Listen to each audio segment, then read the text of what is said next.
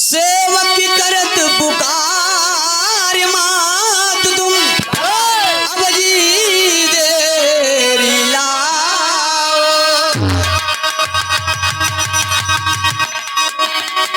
मैं अज्ञान ज्ञान कुछ नहीं अरे माँ कंठे पर आओ।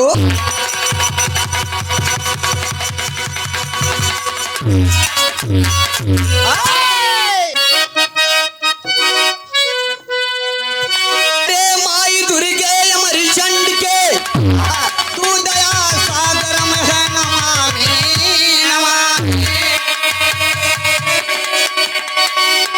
दास तेरा खड़ा है तेरे सामने अरे कर दया दृष्टि करता नमामि नमामि।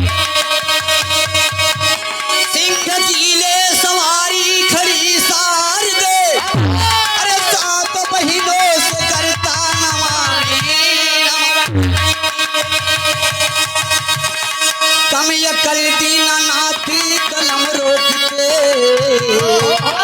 राज कमल है करता नमामि नमामि।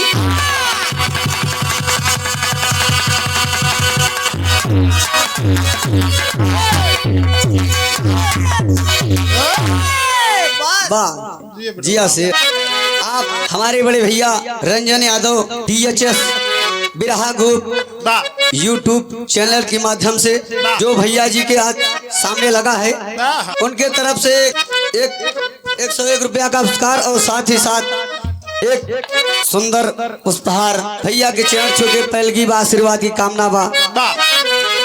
2 लाइन माई की वंदना ले ले।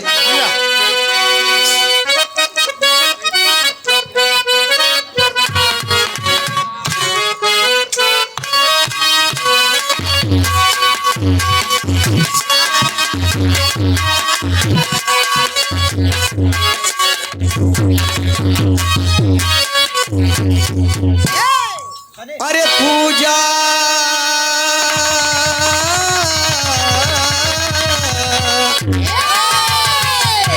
अरे पूजा करीला करी जोरिए मैया पूजा करीला करी जोरिए मैया लागल सनहिया के डोर।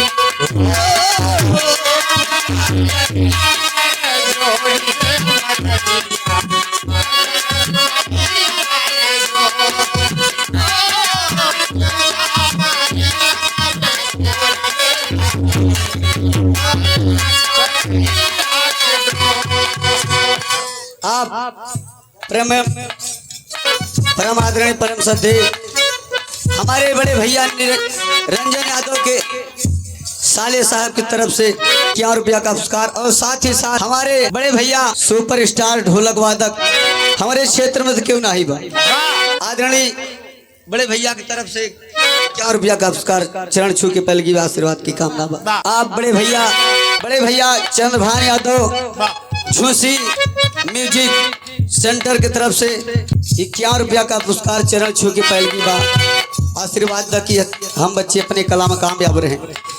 पूजा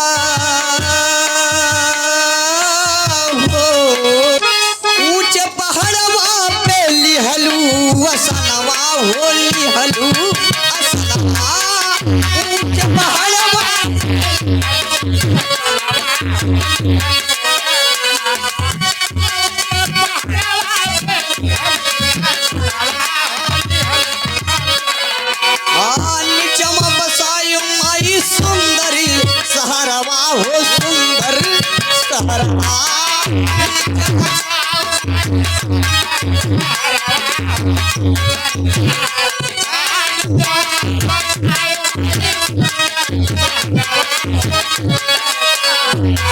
ए दिया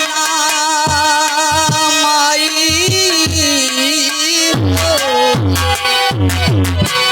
ए दिया जलेला चहूर हे मयरिया लागल सनहिया